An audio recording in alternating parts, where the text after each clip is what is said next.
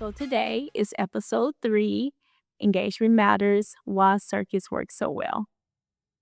This episode explores one of the most powerful reasons circus-based intervention is effective within occupational therapy: engagement. While circus activities can support many physical, cognitive, and social skills, their true therapeutic strength often lies in how naturally they motivate participation. And rather than focusing only on skill development, this episode examines why people are often more willing to participate, persist, and re engage when therapy feels enjoyable, meaningful, and playful as well. The central idea of this episode is simple but yet powerful. Engagement drives participation, and participation drives change. And in occupational therapy, participation is at the center of what we do. We can design highly skilled and evidence based interventions, but if a person is not engaged, motivated, or willing to participate, change becomes much harder to achieve. This raises an important question: what makes someone want to participate? The answer is not always about the therapeutic goal itself. Often it is about the experience of the activity. And many therapeutic interventions incorporate structured practice and repetition, both of which are essential for developing and improving skills. And while these approaches are effective and evidence based, maintaining engagement throughout repeated practice can sometimes be challenging. When an activity does not feel personally meaningful or enjoyable, participation may decrease, and a person may become distracted, disengaged, or less willing to participate or persist when challenges arise. And circus based interventions offer another approach.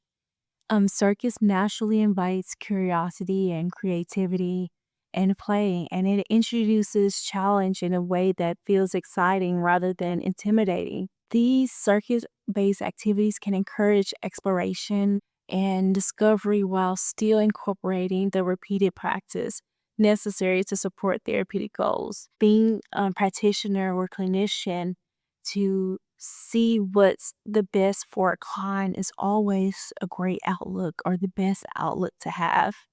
And so when thinking about circuit-based intervention, this shift matters.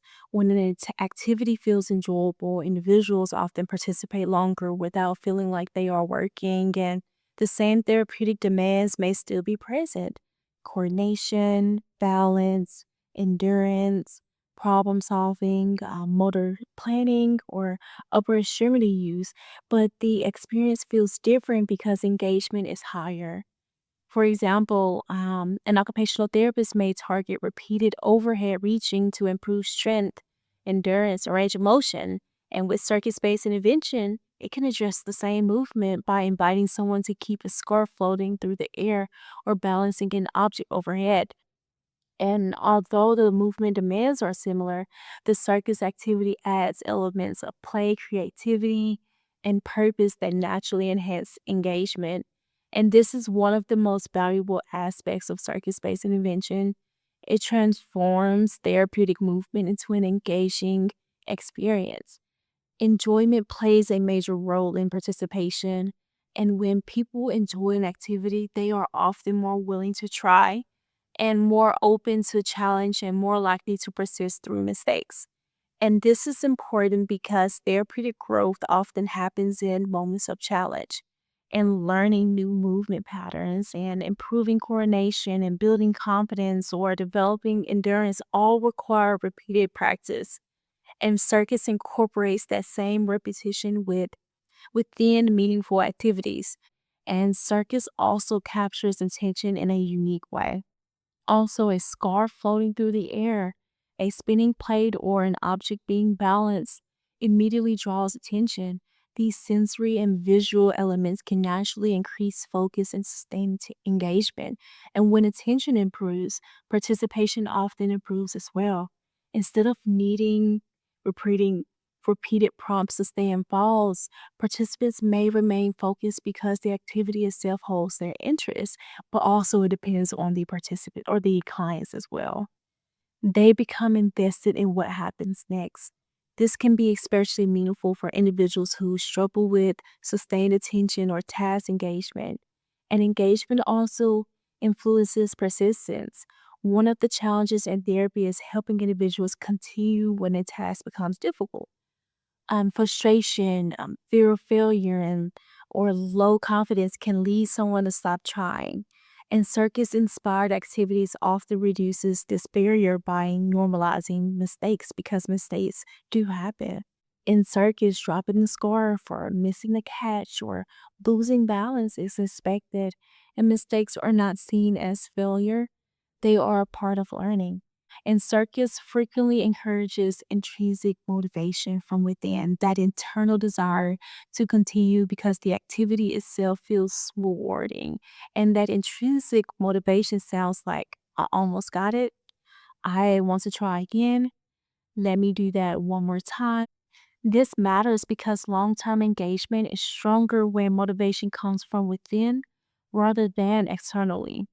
And when individuals choose to keep participating because they genuinely want to improve or continue exploring, therapeutic engagement deepens. And another powerful feature of circus is playfulness. Play is often associated with childhood, but it is valuable across the lifespan. Children naturally engage through imaginative and playful experiences. Circus aligns well with this because it encourages movement, exploration, creativity as well.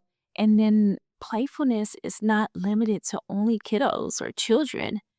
It also carries over or can be for adolescents or adults, older adults who all can benefit from playful experiences. And play can reduce pressure and increase enjoyment and make challenging tasks feel more approachable. A child may engage through imaginative circus games. An adult may appreciate the creativity and novelty, which I've seen across the board for a child.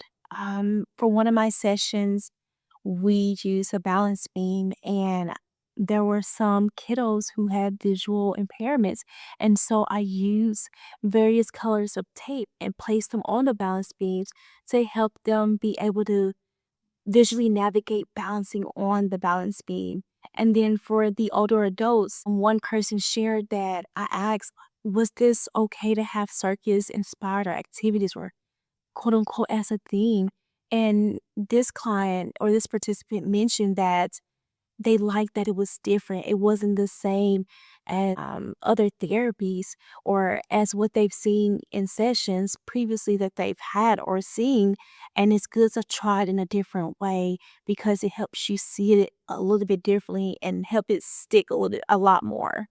So it was great to get feedback from everyone across the board, and even the examples that I provide throughout the mini series, how all of it ties together from my capstone. I really appreciated all of the feedback that helped me see how beneficial circus inspired activities and occupational therapy can be. Meaningful engagement was different for every person.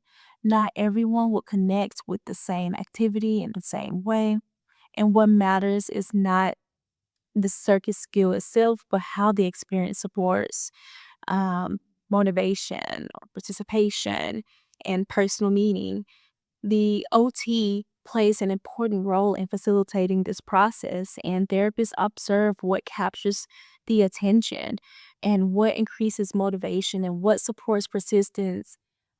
They adapt activities to maintain the right balance between challenge and success. And when someone is engaged, they are more likely to participate consistently and they have more opportunities to practice, adapt, learn, and grow. Therapy can be playful, therapy can be joyful, therapy can be creative, and those qualities do not reduce therapeutic value, they can strengthen it. And the core message of this episode is simply engagement drives participation, and participation drives change. Thank you so much for joining Beyond the Big Top Circus-Based Interventions in Occupational Therapy. And in the next episode, I hope you stay tuned to see it.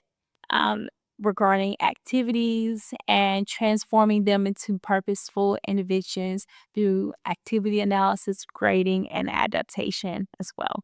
Stay tuned. Bye.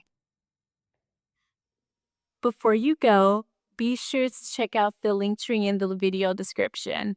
There you'll find additional resources related to circus-inspired occupational therapy, including the toolkit that I created, the website that I created, as well as you already have access to the YouTube miniseries. All of this information is designed to support therapists, students, caregivers, and educators as well.